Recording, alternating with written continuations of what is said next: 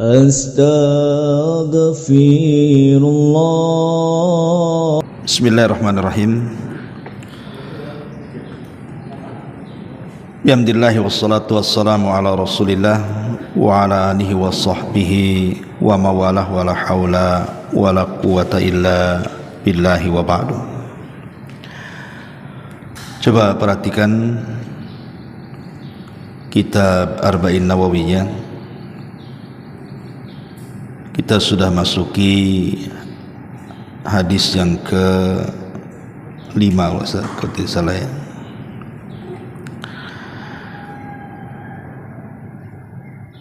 Kita baca hadisnya. An Ibni Mas'udin radhiyallahu anhu qala haddatsana Rasulullah sallallahu alaihi wasallam wa huwa as-sadiqul masduq inna ahadakum yujma khalquhu fi batni ummihi arba'ina yawman thumma yakunu fi dhalika 'alaqatan misla dhalik thumma yakunu fi dhalika mudghatan misla dhalik thumma yursilul malaku fayunfakhu fihi ruhu wa yu'maru bi arba'i kalimatin bi katbi rizqihi wa ajalihi wa amalihi wa syaqiyyin aw sa'idin fawalladzi la ilaha illa la ilaha ghairuhu inna ahadakum la ya'malu bi amali ahlil jannati hatta ma yakunu bainahu wa bainaha illa dhira fayasbiqu alaihi alkitab fayamalu bi amali ahli nar fayadkhuluha wa inna ahadakum la ya'malu bi amali ahli nar hatta ma yakunu bainahu wa bainaha illa dhira fayasbiqu alaihi alkitab fayamalu bi amali ahli aljannati fayadkhuluha.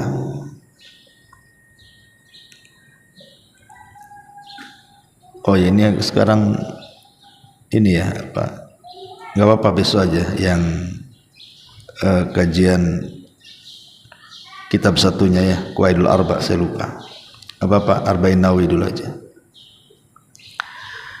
Dari Abdullah ibn Mas'ud radhiyallahu an, dia berkata,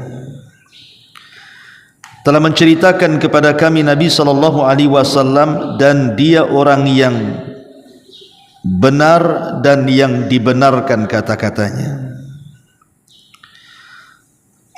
Sesungguhnya salah seorang di antara kalian akan dikumpulkan penciptaannya di perut ibunya 40 hari dalam bentuk sperma. Thumma yakunu fi dzalika 'alaqatan misla dzalik. Kemudian 40 hari berikutnya akan menjadi segumpal darah. Thumma yakunu fi dzalika mudghatan misla dzalik. Kemudian akan menjadi mudghah, segumpal daging 40 hari berikutnya. Kemudian akan diutus malaikat dan akan ditiupkan padanya ruh. Kemudian diperintahkan dengan 4 kalimat. Pertama dicatat rizkinya, yang kedua dicatat ajalnya, yang ketiga dicatat amalnya, dan juga dicatat celaka dan bahagia saat kematiannya. Demi zat yang tidak ada sesembahan selainnya, sesungguhnya salah seorang di antara kalian sungguh beramal dengan amalan penduduk sorga, sampai antara sorga dan dia jaraknya 1 hasta. Tiba-tiba kemudian dia melakukan amalan dari amalan-amalan penduduk neraka, maka dia pun masuk ke dalam neraka. Dan sesungguhnya salah seorang di antara kalian beramal dengan amalan penduduk neraka sampai jarak neraka dengan dia tinggal 1 hasta. Kemudian dia melakukan amalan penduduk sorga, maka dia pun Allah masukkan ke dalam surga. Hadis ini perawinya adalah Abdullah ibn Mas'ud. Abdullah ibn Mas'ud ini adalah seorang sahabat yang masuk Islam di urutan ke-7. Artinya dia as-sabiqun al-awwalun. Dia meninggal pada tahun 32 Hijriah dan namanya Abdullah ibnu Mas'ud al-Khudhali karena dia dari kabilah Khudhail. Lah Abdullah ibn Mas'ud dikenal pakar Quran dan gelarnya ataupun kunyahnya Abu Abdurrahman ataupun dikenal dengan Ibnu Ummi Abdin, dan suara Qur'annya disejajarkan dengan malaikat Jibril atas lisan Nabi. Dan dia seorang muhaddis, ahli hadis, karena dia banyak meriwayatkan hadis Nabi sampai kepada kita. Dan dia melakukan hijrah 2 kali ke Habasyah dan ke Madinah. Lah di sini Abdullah bin Mas'ud radhiyallahu an dia mengatakan telah menceritakan kepada kami Rasul sallallahu alaihi wasallam, dan dia as-sadiq al-masduq. Sadiq itu orangnya benar kalau ngomong dan dibenarkan ucapannya. Maksudnya as-sadiq dia sendiri kalau ngomong tidak pernah berdusta. Adapun al-masduq yang disampaikannya juga bukan sebuah kedustaan karena wahyu.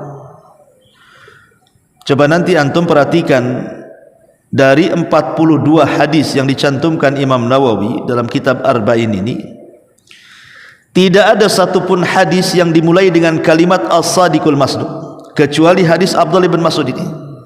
Kenapa? Karena yang akan disampaikan Rasul ini perkara gaib, dan perkara gaib itu harus dibenarkan karena ini datang dari Allah. Makanya disebut al-masduq, masduq yang dibenarkan ucapannya karena datang dari wahyu. Makanya nanti keterangannya di mana setelah kemudian janin ditiupkan ruh itu dicatat 4 perkara kan di sini. Rizkinya, ajalnya, amalnya, bahagia dan celakanya, 4-empatnya perkara gaib. Tidak ada yang tahu rizki seseorang, tidak ada yang tahu ajal seseorang, tidak ada yang tahu amal seseorang, tidak ada yang tahu akhir kehidupan seseorang, su'ul khatimah atau husnul khatimah. Makanya dimulai dengan kalimat as-sadiq al-masduq, karena perkataan atau sabda Nabi yang disampaikan Abdullah bin Mas'ud ini berkaitan dengan masalah-masalah gaib. Makanya harus diyakini. Kemudian Nabi SAW mengatakan, inna ahadakum yujma'u khalquhu fi batni ummihi arba'ina yawman. Sesungguhnya salah seorang di antara kalian dikumpulkan penciptaannya itu dalam perut seorang ibu itu 40 hari segumpal sperma. Dari segumpal sperma 40 hari berikutnya menjadi segumpal daging. Dari segumpal sperma, dari segumpal darah. Dari segumpal darah 40 hari berikutnya jadi segumpal daging. Jadilah dia membentuk manusia. Yang jadi khilaf para ulama adalah 2 perkara. Kapan janin yang di perut ibu itu ditiupkan ruh, dan kapan dicatatnya tentang takdir-takdirnya itu. Ada yang mengatakan bahwa janin itu ditiupkan ruh itu di usia 40 hari. Karena menurut tajribah, kalau kita bertanya kepada dokter-dokter kandungan, itu janin di usia 40 hari itu sudah ada pergerakan. Pergerakan ini apakah menunjukkan ditiupkan ruh, atau pergerakan itu hanya ya ada kehidupan di situ? Ataukah ditiupkan ruh itu setelah 120 hari? 120 hari itu artinya gabungan dari 40 hari, 40 hari, 40 hari. 40 hari segumpal sperma. Kemudian 40 hari lagi menjadi 80 hari segumpal darah. Kemudian 40 hari berikutnya menjadi 120 hari baru segumpal daging. Kemudian ditiupkan ruh.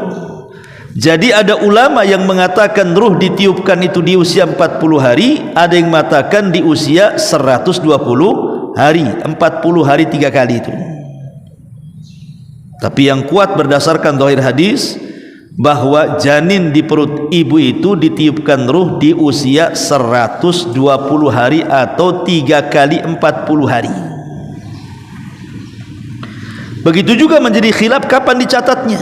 Dicatat rizkinya, dicatat ajalnya, dicatat amalnya, dicatat su'ul khotimah atau husnul khotimahnya. Ini kapan malaikat mencatat? Ada yang mengatakan di 40 hari dicatat, ada yang mengatakan di 120 hari. Dan zahir hadis, pendapat yang kuat wallahu alam, bahwa ditiupkan ruh dan dicatat takdirnya itu di usia 3 kali 40, artinya 120 hari. Disitulah ditiupkan ruh, kemudian dicatat takdir-takdir rizki, ajal, amal dan akhir kehidupannya. Taib, di sini Nabi SAW mengatakan, inna ahadakum yujma khalquhu fi batni ummihi 40 yawman thumma yakunu fi dhalika alaqatan mithla dhalik thumma yakunu fi dhalika mudghatan mithla dhalik. Ini kuasa Allah Subhanahu wa taala. Allah mengatakan la tarkabunna tabaqan an tabaq, bahwa proses manusia hidup itu dari satu tingkatan ke tingkatan berikutnya. Tingkatan yang pertama sperma dulu, kemudian naik ke tingkatan kedua baru segumpal darah, kemudian naik ke tingkatan ketiga baru segumpal daging. Jadilah manusia di usia 120 hari. Jadi kalau ada seorang wanita mengandung, kemudian usianya, kandungannya 120 hari, berarti sudah dianggap janin tuh. Bayi yang dalam perut ibu, dalam rahim ibu itu sudah dianggap janin, artinya sudah jadi manusia. Maka nanti secara hukum fikih akan berbeda hukum orang yang keguguran sebelum 120 hari dan setelah 120 hari. Jadi kalau seandainya ada seorang wanita keguguran sebelum 120 hari, berarti dia bukan keguguran manusia, karena belum jadi manusia, masih segumpal darah kan gitu. Tapi kalau kegugurannya 120 hari berarti sudah jadi manusia itu. Maka nanti dalam fikihnya berbeda tuh. Kalau kegugurannya di bawah 120 hari berarti ketika dia melahirkan, kalau keluar darah tidak dianggap darah istihadhah, dia tetap sholat. Tetap bukan dianggap nifas, bukan dianggap nifas, dia tetap sholat. Kalau kegugurannya di bawah 120 hari, wanita itu tetap sholat walaupun mengeluarkan darah, karena itu bukan nifas ya. Tapi kalau kegugurannya di atas 120 hari, darah yang keluar itu adalah nifas, karena adalah nifas itu darah yang mengeluarkan manusia, berarti dia tidak wajib sholat. Maka ini juga banyak wanita yang tidak memahami perkara ini. Kemudian Nabi SAW mengatakan setelah 120 hari apa yang terjadi? Fayunfakhu fihi ruh, maka ruh akan dimasukkan ke dalam jasad janin tadi. Ikhwan, hubungan ruh dengan jasad itu ada di 4 tempat. Hubungan ruh dengan jasad itu ada di 4 tempat. Kapan ruh masuk ke dalam jasad, kemudian keluar, kemudian masuk lagi, kemudian keluar, kemudian masuk lagi? Pertama, saat ditiupkan ruh di usia 120 hari. Awalnya ruh itu disimpan di alam ruh, kemudian jasad dibentuk oleh Allah, kemudian dimasukkan ruh ke dalam jasad di usia 120 hari. Kemudian yang kedua, saat tidur ruhnya dicabut. Antum kalau tidur ruhnya keluar. Kemudian kalau antum ditakdirkan masih hidup dan tidak mati, Allah kembalikan ruhnya. Kemudian yang ketiga, saat sakaratul maut, ruh dicabut. Kemudian di alam barzakh dikembalikan ruh itu antara ruh dan jasad. Kemudian yang keempat, saat kiamat, ruhnya kemudian dicabut lagi, diletakkan. Kalau ruhnya orang kafir di sijin, kalau ruhnya orang yang beriman di eliyin. Kemudian di padang mahsyar ketika dibangkitkan, ruhnya dikembalikan. Jadi ruh, hubungan ruh dengan jasad di 4 tempat ya. saat dimasukkan ruh di usia 120 hari, saat tidur kemudian terbangun, saat kematian kemudian di alam barzah, saat kebangkitan, saat manusia dibangkitkan di padang mahsyar. Lah di sini hubungan ruh dengan badan ini adalah saat ketika usia janin di usia 120 hari. Sudah jadi manusia artinya. Wa yu'maru bi arba'i kalimat. Kemudian malaikat diperintahkan. Maksud diperintahkan menggunakan fi'lu al-majhul, mudhari' majhul ya. Artinya begini, jadi malaikat itu bukan mencatat, kemudian dicatat oleh malaikat sendiri, tidak. Dia tanya sama Allah. Jadi ketika dia memasukkan ruh itu, dia tanya sama Allah, ya Allah, ini si janin ini kalau dia punya rizki, kira-kira berapa rizkinya? Allah mengatakan sekian, dicatat oleh malaikat, sekian rizkinya. Kemudian malaikat bertanya lagi kepada Allah, ya Allah, ini kalau dia hidup kira-kira berapa umurnya? Kata Allah sekian, dicatat kan itu. Kemudian dia mengatakan macam mana dengan amalannya? Kata Allah begini amalannya, catat. Terus nanti kalau dia menjelang ajalnya, apakah dia bahagia atau celaka? Maknanya apakah dia husnul khotimah atau sul khotimah? Kata Allah, oh husnul khotimah atau sul khotimah, dicatat oleh malaikat. Jadi malaikat bukan mencatat karena kehendak dia, tidak, karena malaikat bukan penentu takdir. Makanya menggunakan fi'lul mudhari' al-majhul dalam bahasa Arabnya. Jadi pelakunya disembunyikan, maksudnya Allah. Malaikat bertanya kepada Allah soal kira-kira janin ini takdir rizkinya, takdir ajalnya, takdir amalnya, takdir akhir kehidupannya sul atau husnul khotimah, itu Allah yang kasih tahu, kemudian malaikat mencatatnya. Karena takdir itu terbagi dua, ada takdir umum, ada takdir khusus. Takdir umum itu takdir yang dicatat di Lauhil Mahfuz, semua manusia dicatat di Lauhil Mahfuz, itu umum namanya, dan ini tidak bisa berubah. Kemudian ada namanya takdir khusus, dan itu ada tiga. Takdir khusus itu ada tiga. Pertama, takdir yang dicatat malaikat. Nah, ini yang pertama nih, malaikat mencatat rizkinya, ajalnya, amalnya, bahagia dan celakanya. Ini mungkin berubah dengan cara doa ya. Kemudian yang kedua, takdir sanawi, takdir tahunan, dan itu ditentukan di malam Lailatul Qadar. Maka disebut Lailah Al-Qadar. Lailah malam, Qadar itu maksudnya penentuan takdir. Fihi yufraqu kullu amrin hakim. Kemudian yang ketiga, takdir yaumi, setiap hari. Sebagaimana Allah mengatakan dalam surah Ar-Rahman, fi kulli yaumin huwa fi sya'n. Setiap hari Allah itu punya kesibukan, membuat orang ini sakit, membuat orang itu sembuh, membuat orang ini celaka, membuat orang ini baik, membuat orang ini sesat, membuat orang ini hidayah. Setiap hari Allah itu dalam kesibukan. Itu namanya takdir yaumi. Jadi ada takdir yaumi, ada takdir sanawi, maksudnya yaumi harian, ada yang tahunan, ada yang disebut takdir umri. Nah, umri ini ketika di usia 120 hari dicatat tuh takdir umurnya ya. Taib, ini faedah dari kalimat wa yu'maru bi arba'i kalimat bikat bi rizkihi wa ajalihi wa amalihi wa syakin aw sa'idin. Kemudian di sini fawalladzi la ilaha illa ghairu inna ahadakum la ya'malu bi amali ahlil jannah hatta ma yakunu bainahu wa baina illa dhira fayasbiqu alaihi alkitab. Ada seseorang itu yang beramal dengan amalan penduduk sorga, antara dia dengan sorga tinggal satu hasta, tapi catatan membaliknya. Tiba-tiba dia beramal dengan amalan penduduk neraka dan dimasukkan ke dalam neraka. Begitu sebaliknya, ada orang yang beramal dengan amalan ahli neraka, sampai dia dengan neraka tinggal satu hasta, tapi catatannya dibalik. Di akhir hayatnya dia melakukan amalan penduduk sorga dan masukinya. Tambahan inna ahadakum di sini ada yang mengatakan ini mudraj. Mudraj dalam ilmu hadis itu maksudnya ini bukan ucapan Nabi, tapi ini ucapan perawi Abdullah ibn Mas'ud. Tapi mayoritas para ulama mengatakan bahwa kalimat ini bukan mudraj, ini betul-betul sabda Nabi, dan ini pendapat yang kuat. Ini sabda Nabi, bukan mudrajnya Abdullah ibn Mas'ud radhiyallahu anhu. Di sini Nabi SAW ingin mengatakan bahwa ada orang itu melakukan amalan ahli sorga. Maksudnya adalah menurut pandangan manusia. Jadi menurut pandangan manusia orang ini rajin sholat, rajin puasa, padahal dia sedang ria. Cuman kita tidak tahu kalau dia sedang ria.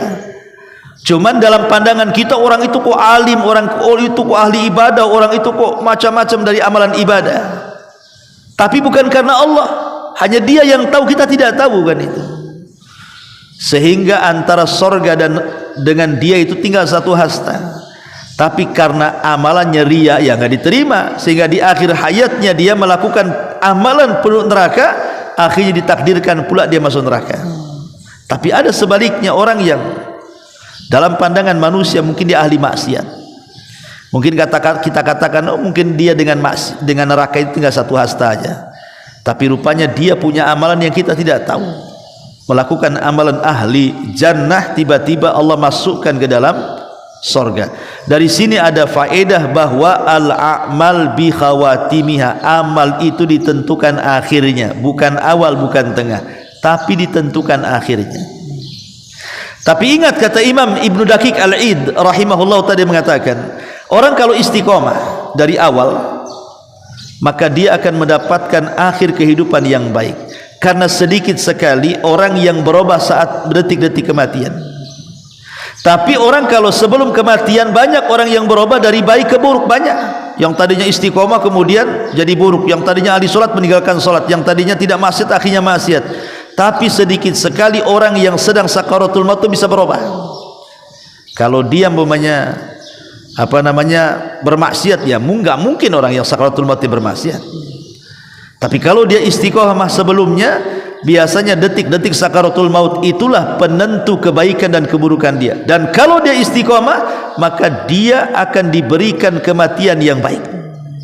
Sebagaimana Allah mengatakan, innal ladzina qalu rabbuna Allah tsumma istaqamu tatanazzalu alaihimul malaikatu alla takhafu wa la tahzanu wa abshiru bil jannati allati kuntum tu'adun. Orang-orang yang mengatakan Rabb kami Allah, artinya apa yang Allah perintahkan kita laksanakan, apa yang Allah larang kita tinggalkan, apa yang Allah halalkan kita jauhi, apa yang Allah haramkan, apa yang Allah halalkan kita nikmati, apa yang Allah haramkan kita jauhi. 4 perkara ini istiqomah kita tuh. Saya ulangi, apa yang Allah perintahkan kita lakukan, apa yang Allah larang kita tinggalkan, apa yang Allah halalkan kita nikmati, apa yang Allah haramkan kita jauhi. Kalau kita istiqomah dengan 4 perkara ini, maka nanti saat kematian datang malaikat kemudian menghembuskan di telinga kita, jangan takut, jangan sedih, karena sorga sudah menantimu. Maka dia akan dipanggil dengan panggilan yang baik, ya ayyatuhan nafsu at-tayyibah irji'i ila rabbiki radiyatan mardiyah. Wahai jiwa yang tenang, ya ayyatuhan nafsul mutmainnah, ya ayyatuhan nafsul mutmainnah irji'i ila rabbiki radiyatan mardiyah. Wahai jiwa yang tenang, yang baik, keluarlah menuju keridhaan Allah Subhanahu wa taala. Inilah diantara faedah singkat-singkat saja, ya kalau dijabarkan pun antum tidak paham juga. Jadi faedah sedikit tetapi bisa diambil hikmah. Yang penting antum hafal, ya. Hafal hadis ini, kemudian setorkan kepada guru yang antum ngajar pagi. Subhanakallah bihamdika asyhadu an la ilaha illa anta astaghfiruka wa atubu ilaik. Allahu ta'ala alam. Assalamualaikum warahmatullahi wabarakatuh.